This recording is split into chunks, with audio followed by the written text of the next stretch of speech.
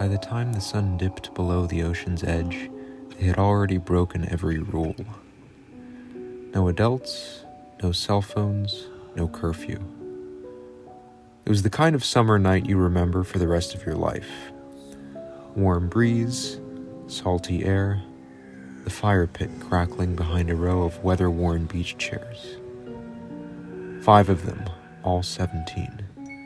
Mia, Devin, Josh, Lex, and Naomi.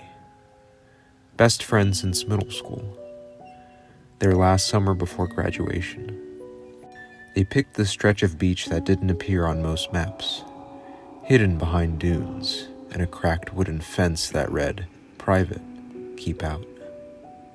They thought it was funny, a little spooky. Now it just felt off. "Let me show you something," Devin said, holding up a flashlight. He pointed it to a dip in the sand about 20 feet away, where the dune rose like a sleeping whale. "I found it this morning. Swear to God, it talks." The others groaned. "I'm serious," Devin said. "Come on." Reluctantly, they followed. The fire's glow faded behind them, the flashlight beam dancing over clumps of seagrass. They stopped at a small depression in the sand, maybe 2 feet wide, a near-perfect circle. Lex squatted beside it. "Why is it breathing?" They all noticed it now. The sand pulsed, slowly, subtly, like the rising and falling of a chest. "Is it wind?"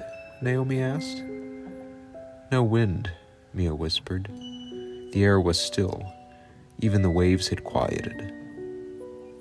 "Watch this," Devin said. He picked up a small shell and dropped it into the hole. Nothing happened. Then, a hiss. Faint. Dry. The shell sank. Back at the fire, they tried to laugh it off.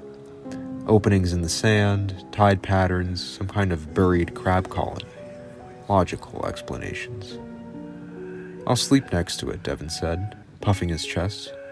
"Prove it's harmless." Lex tossed a marshmallow bag at him. "You just want to be the first guy eaten." "Fine. I dare you to spend an hour there. Alone. No light." Devin grinned. "Deal." "Don't do it," Mia said. "Seriously." But the dare had been made, and Devin wasn't one to back down. He took his sleeping bag, bottle of water, and disappeared into the darkness, flashlight swinging. The 4 of them sat in silence. Then came the scream. They raced to the hole. Devin was gone. The sleeping bag lay sprawled beside the whispering dip, half covered in sand. No footprints led away. No drag marks, just that eerie, pulsing hole. "Devin!" Josh shouted, stomping toward the edge. Mia grabbed his arm. "Wait!" From the hole came a sound.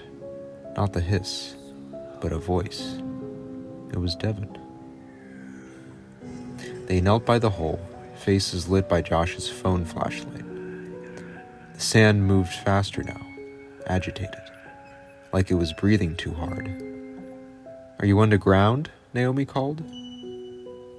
"Yes," the voice whimpered. "It pulled me in. I can't move.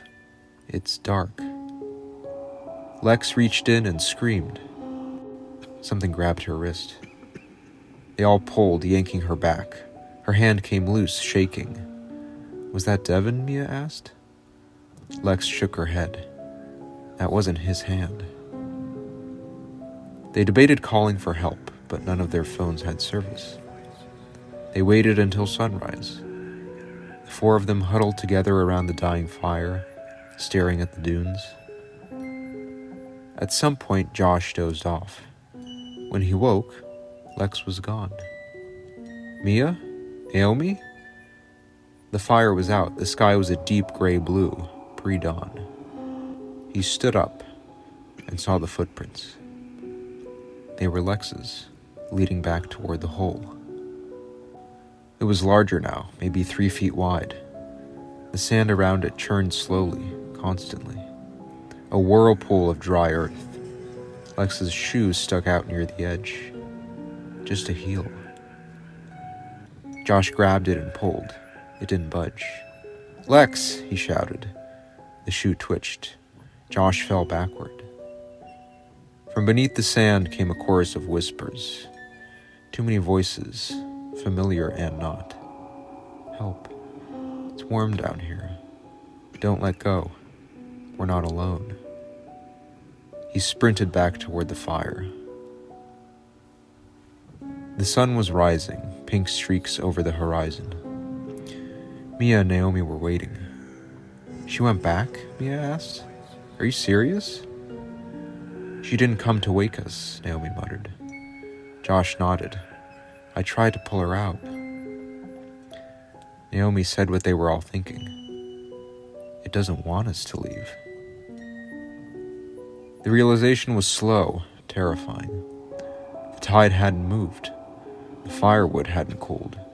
The sun was rising, but everything felt stuck. Like the night wasn't over yet. Josh came up with a plan. We collapse it, the hole. Bury it with logs, sand, whatever we can find. Mia shook her head. "It's alive." "Then we kill it." They gathered driftwood, stones, whatever they could carry. They tossed it all into the hole. Each piece vanished, swallowed. The hole pulsed faster. The whispers grew louder. Mia screamed. From the sand, a hand reached out. Lex's hand. Pale, broken nails, pulling itself up. They all ran forward. Naomi reached for her, and Lex's eyes opened. Black, empty. "Too late," she said. She smiled, and the sand exploded. They woke up on the beach, all of them. Devin, Lex, Mia, Josh, Naomi. No whisper hole, no pulsing dune, just morning sun and crashing waves. "Did we dream it?" Mia asked. No one answered. Devin checked his phone. Full bars. 6:23 a.m. Their parents had texted. Time had passed. Josh turned toward the dunes. Nothing. But then he noticed something in Devin's hand. A shell. White. Smooth. Crimson smeared across one side. "Devin?" Josh asked. Devin stared blankly. "What?" Josh took the shell. It was warm. They left that day. They didn't speak of it again, but the nightmares never stopped. Whispers in sleep. Sand in their sheets. The sound of breathing when no one else was in the room. By fall, Naomi moved back to Colorado.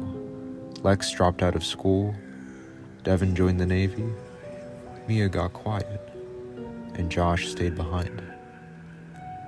Sometimes he drives past that cracked wooden fence. One time, he saw footprints leading to the dunes. He didn't stop. But sometimes, when he dreams, he's back there, and the sand is still breathing.